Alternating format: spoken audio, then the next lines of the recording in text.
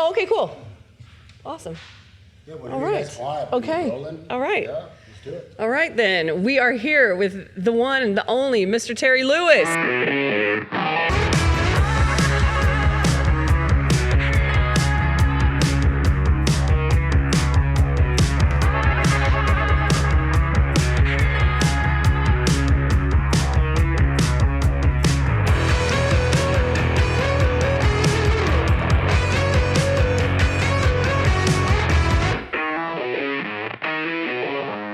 We are here with the one and the only Mr. Terry Lewis. Hello, in the hello. house. Yes. Thank you for having me. Oh my God. So we're excited to chat with you. Yes, well, let's All do right, it. let's do it. So first of all, what's your favorite kind of milk? My favorite kind of milk? Well, I'm not a milk aficionado, but I say okay. if I do drink milk, usually it's 2% lactose-free and no particular brand. Okay. Just, all right. But you none know. of the oat milk, the almond milk. It's always in the refrigerator, but, that's not for me. Okay, that's for everybody else. Yes. Awesome. Well, thank you for coming to our mock store, the Beacon, we call it, the perfect store. So, I love it. To me, this is what all stores should be like. yeah, exactly. It's an experience, right? Yeah, no, it's a vibe too. Like it feels like it's working. Mm-hmm. It doesn't feel like it's just a showing thing. Yeah. Okay. So it feels like, yeah, you come here to go to work. So music is one of those things if you work at it, it serves you. Yes. So. Well, it's definitely served you over the years. Yes. And like that. our podcast is called Giving Music. Okay. So really, I want to know how you got into music and who first gave you that gift of music. Well, the gift of music was something that was shared through shared listening experiences, which it used to be a thing. Like now everybody's in their headphones, in their own head, listening to only what they think and desire. But to me, you miss out on so much. Like having a big family, where my grandmother's listening to music, and she's listening to Ray Charles records, and my great aunt's listening to music, and then my brother's listening to music, and then my mother's listening to music, and everybody's listening to their own music.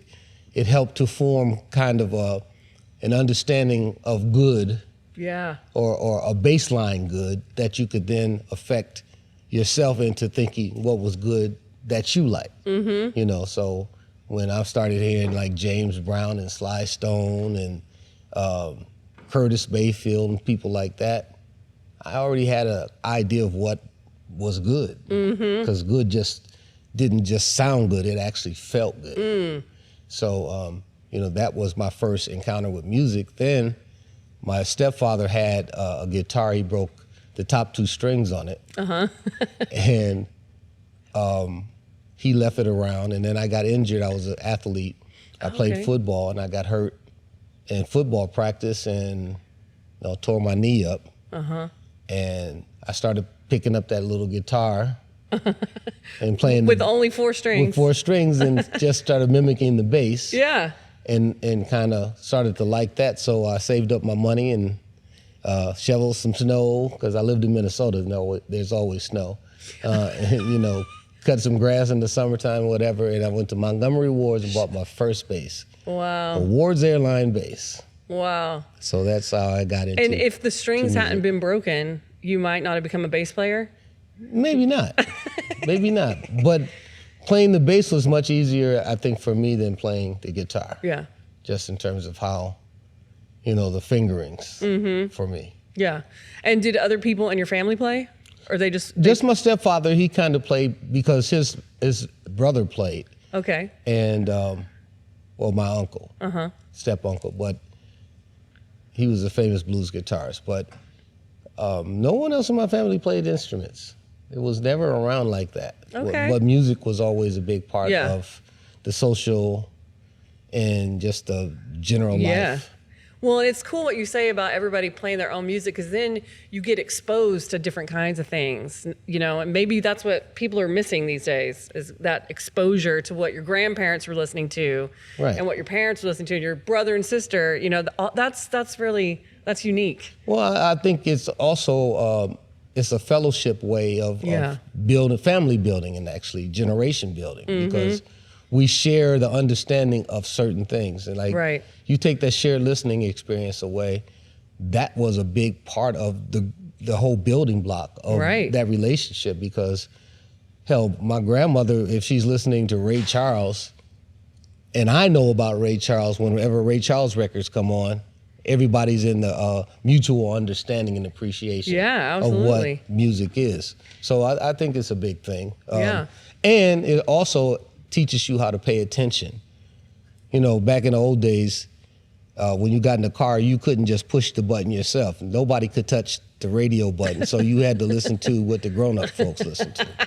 So you couldn't push that button. Now everybody gets in there, everybody's trying to program either that or their phone. Or they're in their own headphones. So and everybody's all separate. And so we never really come together on a consensus of what something good, bad, or indifference is. And for me, there's only 3 kinds of music. There's good music, bad music, and hit music. So we can argue too. We can never argue about the hits. Yeah, that's interesting. And is there some bad music that are hits? Oh, absolutely. I mean, but that's per taste. Yeah. Like I say, you can have a good song that's a hit. You can have a bad song that's a hit. But a hit is undeniably a hit. Yeah. So we can debate good and bad, but we can't debate hits. Yes. You know. Well, you've had many hits. Quite a few. Like how many? Blessed. I mean, I never count. You know, they always say probably over 30, 40, at least 50. At least. But you know, they say yesterday score don't count today's game. So that's right. We got to do something else to get to tomorrow. So that's right. Next. Yeah, and you're still creating hits. Well, we don't make hits. We make music. Ooh, and everybody makes it a hit. It's like the radio stations, the people who listen, the people who market it. Everybody makes it a hit. We have nothing to do with that. All we do is create music. Yeah. That's amazing. Yeah. Well, we're just, I guess the vessel or the pass-through. You know. And so, I mean, you are literally giving music every day of your life. Living and breathing it, not necessarily giving it. Giving to it, you know. Yes, yes. For me, I always say that music is a jealous woman. She wants all your attention. She doesn't like competition. Wow. She wants you to pay attention to her all the time. And if you do, every now and then she'll give you a hit. But she's giving everybody else a hit. But if you pay attention long enough, she might give you one. But you have to make sure that you're still engaged and focused on what she needs. So are you writing music every day? Like what's your writing, cadence or style? Do you have to be inspired? So that's a really good question. And most people never ask that. That's a good one. Well, I can say that I know how to write music on know-how.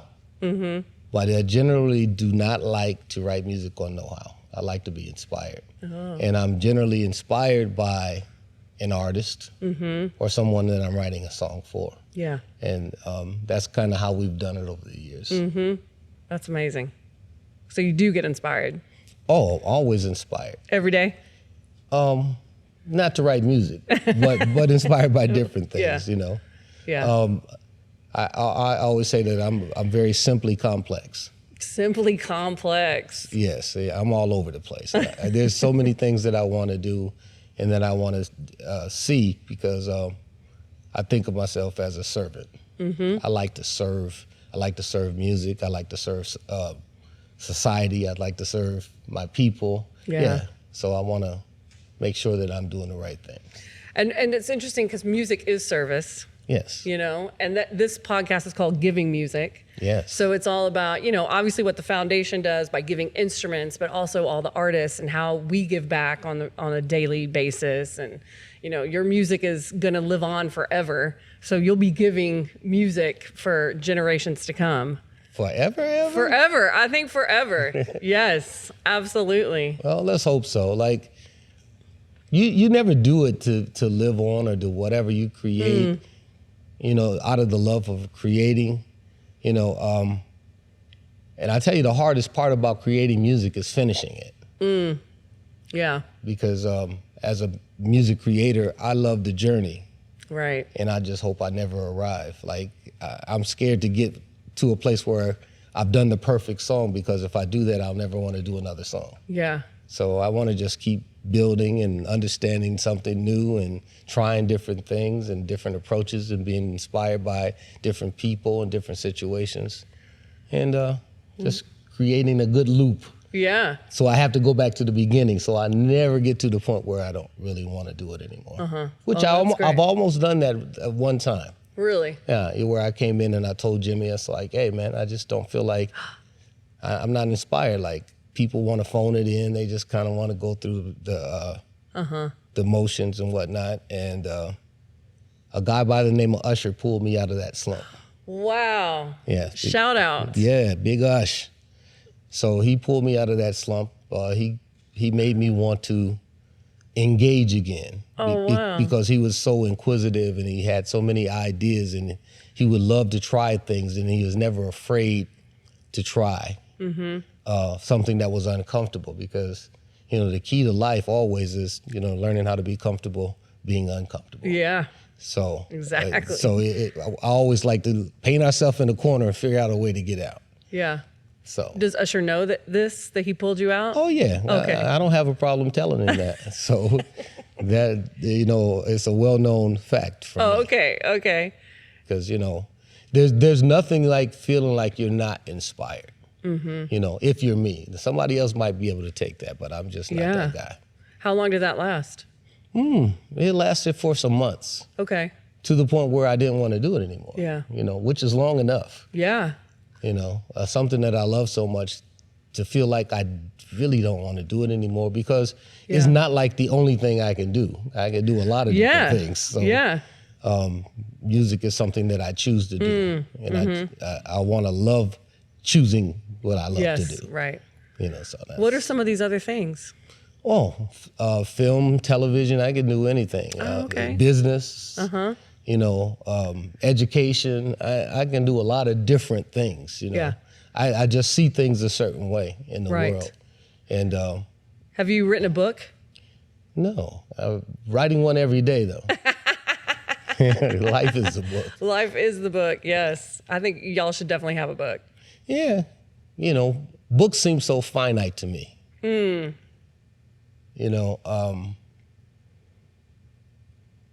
What was good 2 minutes ago might not be good 5 minutes from now. Right. It's like, you just have to keep putting addendums, just keep extending it. and I'm not an addendum person. So it's like, I'm good with the fluid change and all of that.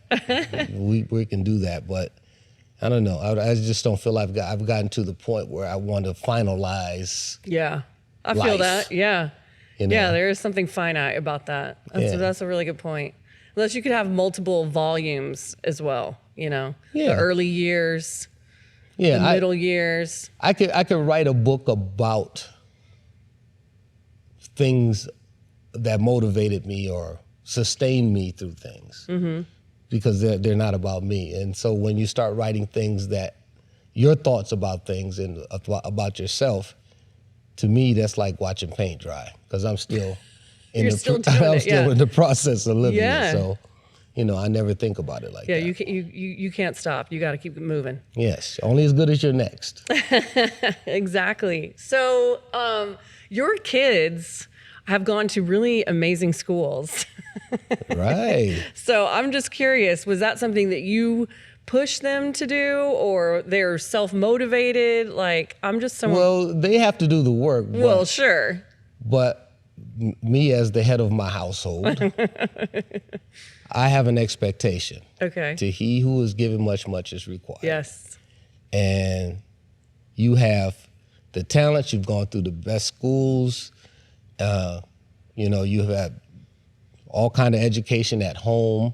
You have my Rolodex, and now you can pick a school. So, okay, I had my first two went to George Washington in Washington, D.C., and, the next one came along, and he went to VSU, and then I had My middle daughter, she went to Howard. My son graduated from USC and then went to Howard. Yeah, fight on. And he went to Howard 2 years and got his master's. And then my youngest went to Princeton. So for me, it's just an expectation. They knew out of the womb that there was an expectation that they had to fulfill. Like that's not a choice. Now you can choose where you go, but you can not choose how you're going to do the work, because you're going to do the work, right? You know, and you're going to make it just a special part of your life. And they all did fulfill that part of my requirement. That is very impressive. Yeah, well, like I say, to me, it's just standard being in my house. Yeah. If you're going to be in my house, that's just part of it. Yeah. And do any of them play music? No, they don't. They're all like musically inclined. They all have a great appreciation for music, but they're like, we want to do something different. They're all over the place. Yeah. Yeah, and you know, I wouldn't expect them to stand in these shoes. These are pretty tough shoes. It's like being a Quincy Jones son or something. It's like, I'm always going to be compared to, or I would hate to be Bronny James. Yeah, I'm going to always be compared to my father. You know, just let me do me. Right. For a minute. So. Yeah. Yeah, well, that's very impressive. So what are some of the things that you have given back to? Because I know we were talking about Howard University, the band, and like, what are some of the things that you're passionate about giving to? Well, I'm passionate about giving to music. We talked about the Howard thing, but also education. Yes. I love education, but I'll also preface it by saying education doesn't make you smart. You know, it's about application. Yeah. Learning how to learn and then learning how to apply what you learn. Yeah. Makes you smart. Not just knowing. So people don't get that part of it. It's like you got to actually do something with what you learn. So just teaching people those few little things. Teaching people and mentoring people is always important. Yeah. So I love that part of it. You're mentoring a lot of people, like officially or unofficially? Always officially, unofficially. Yeah, I bet. I am there for whoever is in need of it. I'm one of those people that don't believe in equality. I believe in equity. Giving people what they need, because everything is never equal. You can never divide it. Oh, I'm going to give everybody the same. It's never equal. Yeah. Even with your own kids, they all need something different. And everybody needs something different at different times. Yeah. Yeah. So I believe in those who need more, they need to get more. Yeah.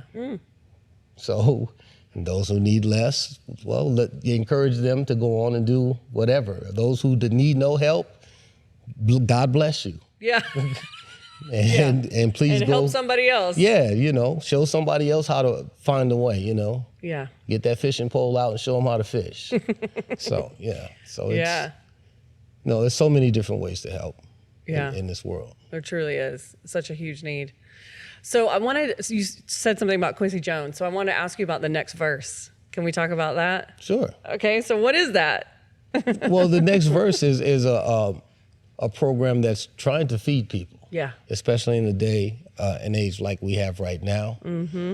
Jimmy is actually more working with it than I am, but I'm fully aware of what's going on. Yeah. And we're just trying to feed people. Yeah. Trying to serve people who need to be served. Yeah. Especially in the politics of today's world that don't really care about anybody. Yeah. There are people who need help. Yeah. And, you know, somebody has to do it. And you should never want something for yourself that you wouldn't want for somebody else. Because if you do, you don't deserve it. That's just how I feel. Yeah. So I want everybody to have enough food, enough care for their health. Yeah. I want everybody to have that. That should be not even a question, because that serves us all well. Yeah. Because we don't want to inspire jealousy. Envy is okay. Jealousy is not. You know, envy says that, oh, I love what you're doing and I want to try to do that for myself. Jealousy says, ooh, I like what you got, and I'm going to take it. And so we're going to put ourselves, if we don't help people who don't have, we're going to put ourselves in a position of jealousy where it's going to be very dangerous for everybody. Yeah. It's kind of crazy to think that there's people that are still hungry. You know, you think of all the opulence in this world, and that's a very real need. Well, hunger is a big issue, and it's not necessarily the hunger. It's the fact that you can't have what you want to have when you want to have it. We can give them scraps of food to eat, but if you give me something to eat and I don't feel like I have a way out, or how about a way in? Yeah. Where I can give myself a chance to have a better life, then what good is it? Yeah. You know, so just giving people a hedge on a better life. Mm-hmm. And, you know, most people don't want a whole lot. They just want enough. Yeah, that's true. You know, so how about we just take enough? Yes. Instead of, you know, grabbing up all the free cheese and just having it at our house and nobody can eat. Yeah. Yeah. You know, that doesn't make sense. So yeah. It's just a thought process that we've gone through. Mm-hmm. And it's all pretty much a power thing. It's a power struggle. Yeah. Because after a certain point, you have enough, then anything on top of that is just a game. Yeah. To say who can stack the most cheese. Mm-hmm. Yeah. Yeah. So you grew up in Minnesota, or did you I mean, I know you were born in Nebraska. Omaha, Nebraska. That's right. Is that where you grew up? I grew up until middle school. Okay. In Omaha. And then when I was going into middle school, I moved to Minneapolis. Uh-huh. Actually, St. Paul first. Okay. And then Minneapolis. Yes. And what was music in the schools? How did you like really get into bass? Like, did somebody show you, or? Well, I got into the playing instruments in middle school. I played saxophone at first. Oh, okay. And I sounded terrible. I was real frou-frou on that. I had terrible armature on my saxophone. Well, that's your teacher's fault. No, that was just my fault because I was lazy. I was an athlete, so I didn't really care about that. Okay. But when I got into bass, there was a teacher, and actually he didn't even teach in Minneapolis. He was a teacher in St. Paul. Okay. But he would come to Minneapolis to teach us. His name was W. Rayford Johnson. He was a music teacher, and he was so awesome, man. Just this dude would teach you discipline like you never. I would play the upright bass, man, and you play the wrong notes, and he'd take that little pointer and whack your fingers. It was like, you know, that's back old when, school. Yeah, you can't get away with that no more. Yeah, but there's nothing old about school. Either you learn or you don't. Yeah. Like. Was it effective? Yeah, absolutely, obviously. You know, there's got to be a standard. Like, everybody is so worried about too much of whatever that disciplines people or would cause them to have a purpose or discipline. Mm-hmm. And man, when you take that away, then we just all in a free fall. Mm-hmm. If we trying to develop the best of the worst. Yeah. If someone doesn't teach you how to expect excellence of yourself by teaching you the standard of excellence. Yes. Then what's the point of any of this? Yeah, there has to be a standard of excellence in all that we do. Mm-hmm. You know, I always tell my kids, never be the person you talk about. Oh, he's always late. Oh, she always lying. No, you don't ever want to be that person. So there's a standard that you have to have. Mm-hmm. You know, you have to try your best in anything you do. The standard at my house was if you start something, you finish it. You don't like playing football? You don't like getting hit? Well, you're going to finish this season. That's the way it works. It doesn't... Yeah, that's how we were too. You can't get into it and quit. Mm-hmm. Yeah, because there was no quitting. It is a microcosm of life. So if you quit at this, you will quit when it gets tough at anything. So you have to be able to power through whatever the scenario is. If you don't like your teacher, well, you better learn to like it. Yeah. You better learn to figure it out, because that's what you're going to have to do. You're going to have to work with somebody that you don't like, and you're going to have to get through it. Yeah. You don't like your professor? Oh, well. Yeah. Show up and do your work and engage with them. And if you want to be argumentative, please do that too. You're welcome to do that. Make them remember you for something. Yeah. But not complaints. Yeah. So, you know, once again, the standard is high. I expect a lot. Yeah. Just because Yes, you do. I give a lot. So, it's no more. I want excellence because I just believe we're all excellent. We just have to strive to be. And somebody has to push you to Yeah. that, you know. Well, and don't accept less than that. Or at least teach you how it feels to try to be excellent. Yeah. Because you're gonna fall short. But that's never a problem. Falling short of the main objective is never the problem. Not trying is the problem. You're very inspirational. Is that what that is? Yes, you are very inspirational. I've already felt inspired before today. I knew that you're very inspirational. So That's funny. how did you so I'm just thinking like football, if you hadn't gotten hurt, we might not have had Terry Lewis the musician.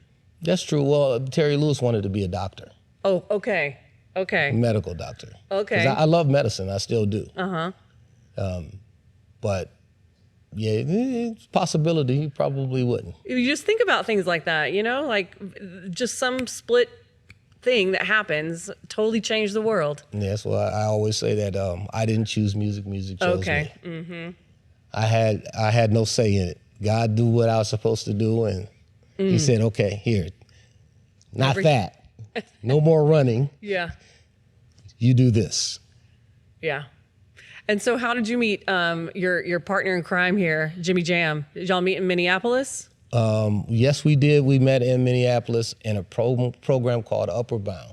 Oh. It was a peer teaching program where we went to school in junior high in the summertime, which was like ultimate freedom. Like we stayed in the dorms and we could stay up all night and do whatever we wanted to do.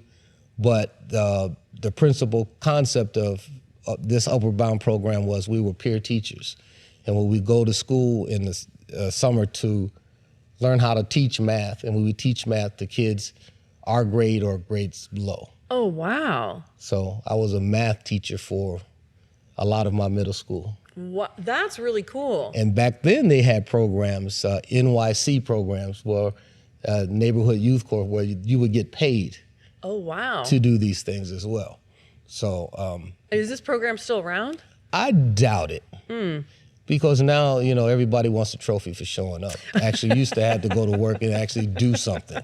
At least you had to go to the park and pick up paper or something to get your check.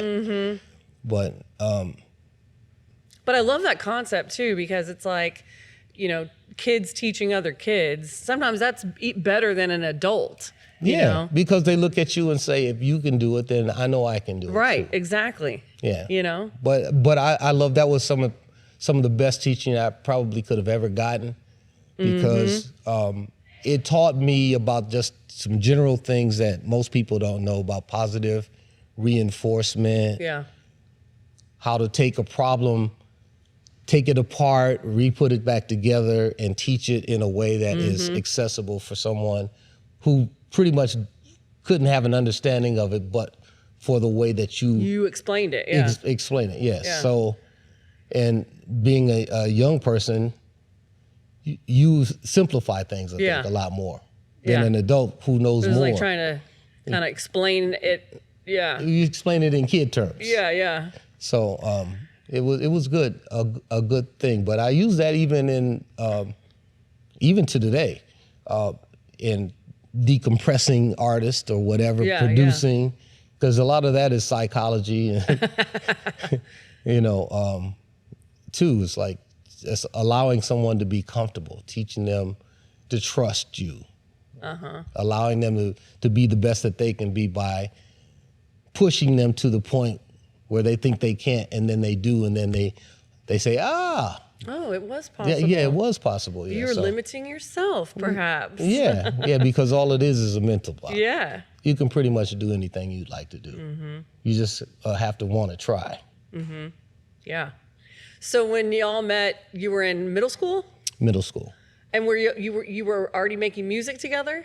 No, we That were came not. much later? No, what happened was, there's two stories. Jimmy has this story. Yeah, I know. I want to hear your story. Well, my story is I saw Jimmy Jam, in the summertime at the University of Minnesota, they move all the pianos from around the school into like one lunchroom. And they tune them, right? And they tune them and they put them all there in that Uh-huh. one place. And I was walking by and I heard somebody playing the piano. And, you know, you always follow the music when you're young. I started looking in and I saw Jimmy Jam sitting at the piano with a bunch of girls around. And he was playing the piano and they were just swooning over Jimmy Jam. And I said, I got to know this guy. So we went on through that program. He saw me on my bed in my dorm room playing my little bass. Okay.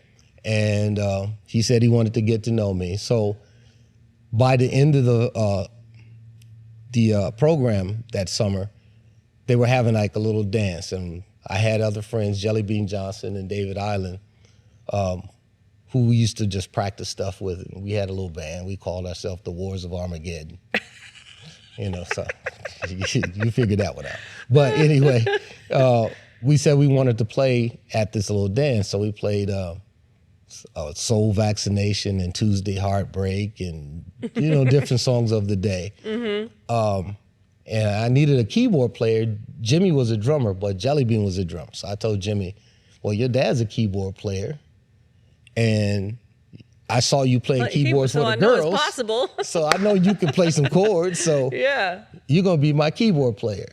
And so that's how it all got started. Wow. So y'all were like, what, 12 or something? Yeah, he's probably 13. I was more like 15. Wow. That is so cool. Yeah, I'm a couple of years older than Jimmy. So do you think that y'all would have met each other had it not been for that?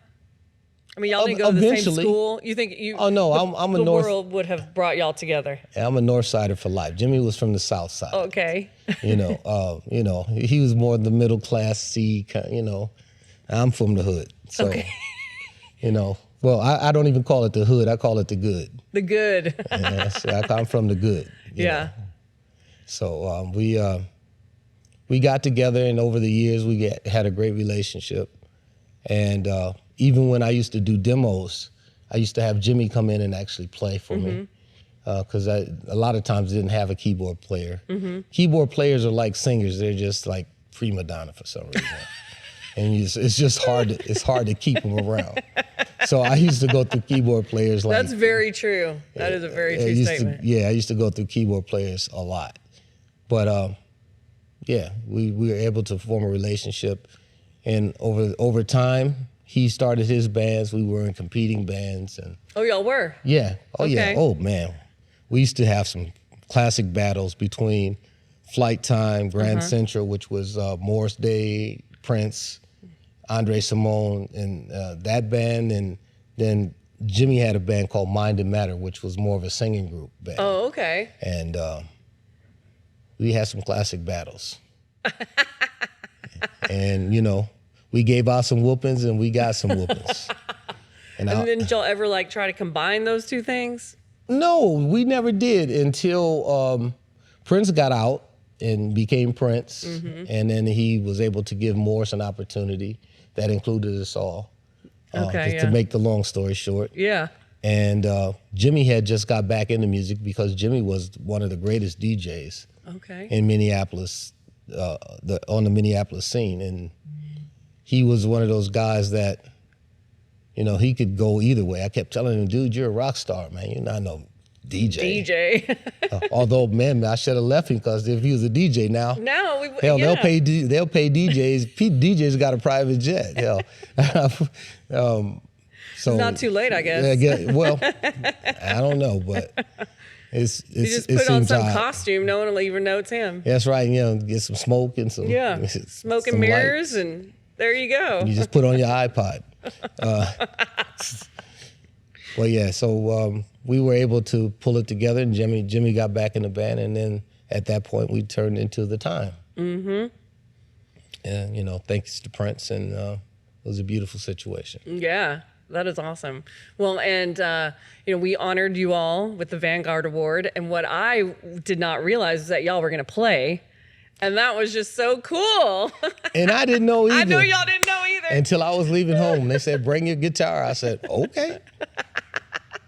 So, I'm always up to play. Anytime Morris is around, I'm always up to play.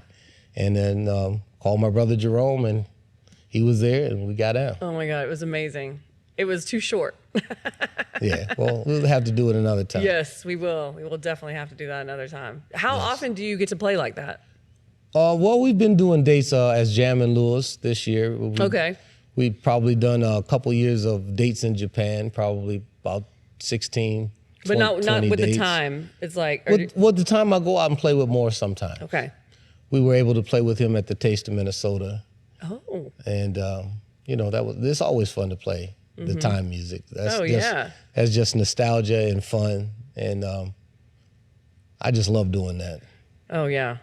What is it? Is there something that you like to play that we would not know? That's like a, not like a secret, but just like something that makes you tick that we don't know? I mean, do you play like Bach when you're at home or, No, the thing that I care about at home is nothing. I like to turn it all off. Yes. I don't really like to think about it. And I do talk radio in the car. Mm-hmm. Okay. When I get home, I don't even have a stereo at home. What? Oh, you don't play music at home? Pretty much no. Wow.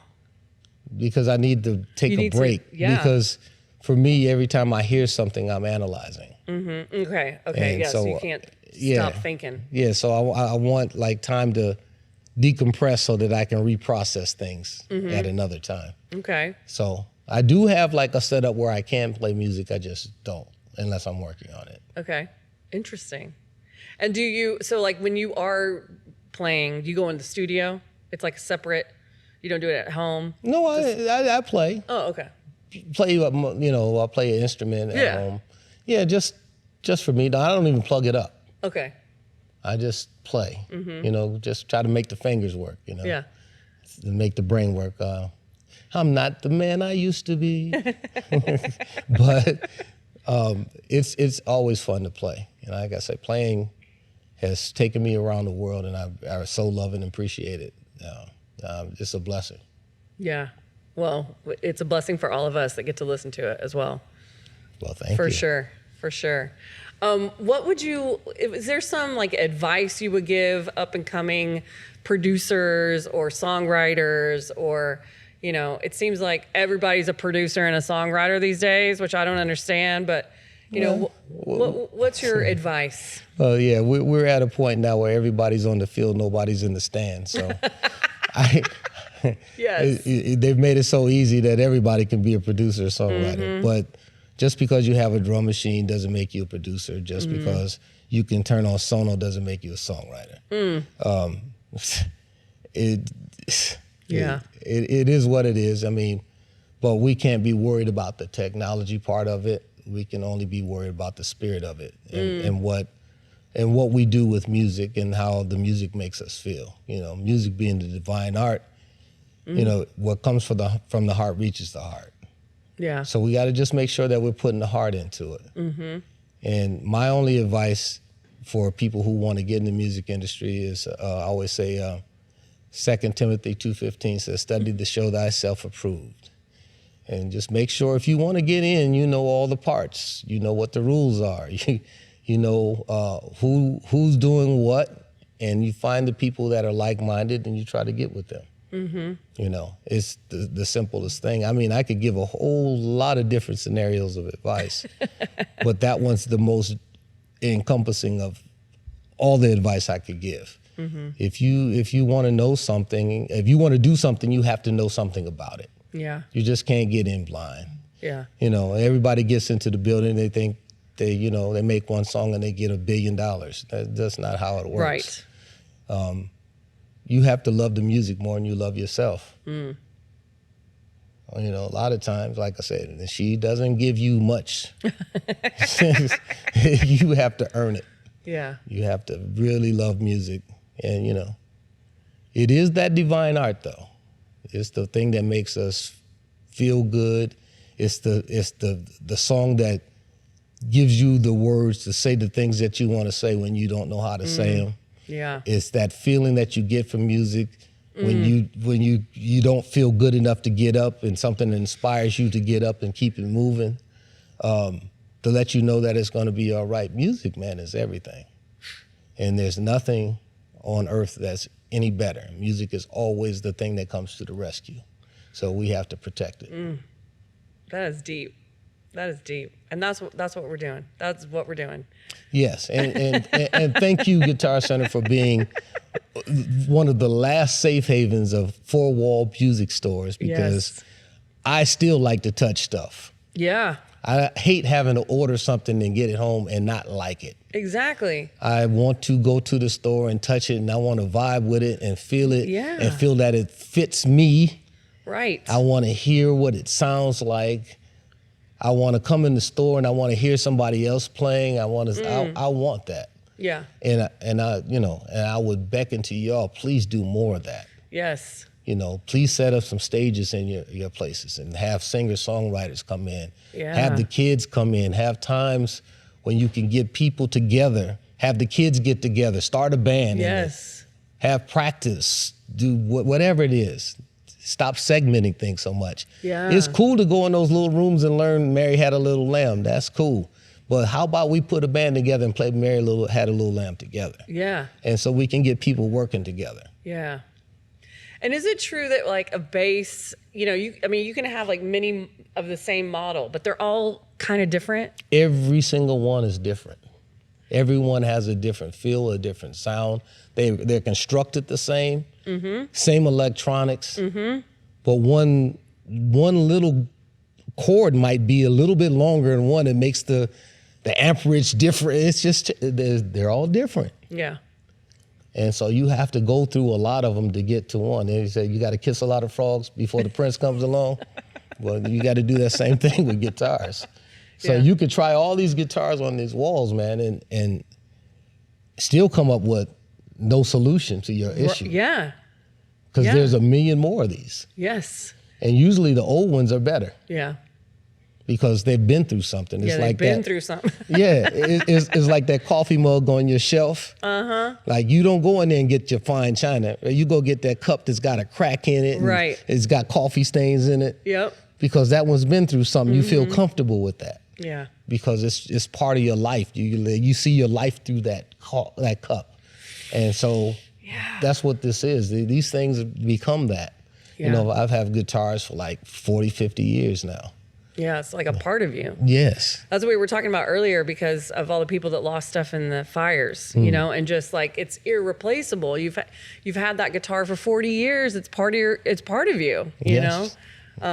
It's just, it's a tool, and yet at the same time, just something that feels like it's part of you. Yeah. No, you put a lot of time, my sweat, my oil, my hands, tears, everything has been in this. When I'm sad, I play it. When I'm happy, I play it. I play it when I'm sweating. Yeah. When it's cold. Yes, absolutely. So a lot goes into having an instrument that long. Yeah. Do you have a favorite instrument? Oh, bass is my favorite instrument. But I mean like a particular one that's like that's your favorite. My favorite bass that I've played for the longest is now one is in the Smithsonian. Oh, wow. And one is in the Rock and Roll Hall of Fame. Okay. In Cleveland? Yes. Okay. And so those are probably my two oldest guitars. So they're my favorite-ish. But so how did you part with them?